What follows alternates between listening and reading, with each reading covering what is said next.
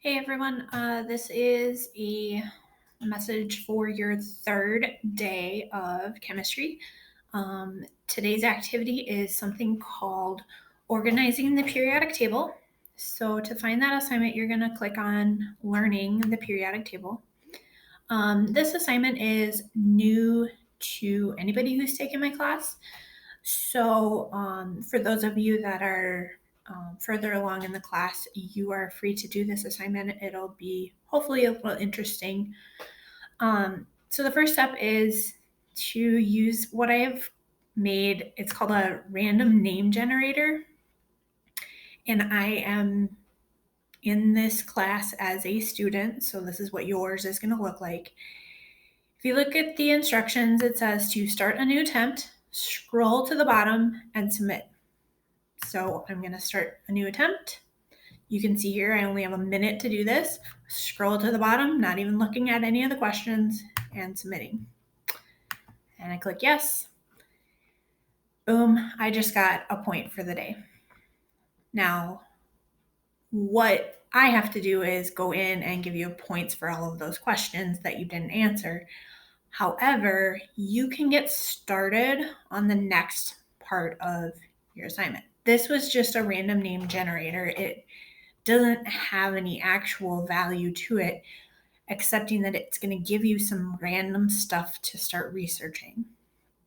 And so in my first three questions, I have a couple of a chemical property and two physical properties that I am going to be researching. So you guys are pretty good about, splitting your screen. If you don't know how to do that, obviously double check with me. But I'm just going to split my screen and do some data entry. This is pretty tedious stuff. I apologize for that. This might not be the most exciting part of this assignment to have to sit and enter in different things, but I am going to type in my properties. So I've got ionization energy. Hopefully you guys are all going to get, I have melting point. Hopefully you guys are going to get some different things here.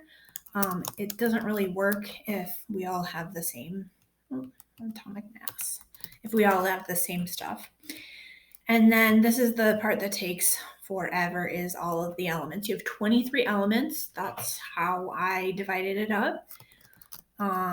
You can write your elements however you want. Again, the idea is that we all have completely random stuff that we are searching. Once you have these all typed up, go ahead and post it to Schoology. I have to stop my video now.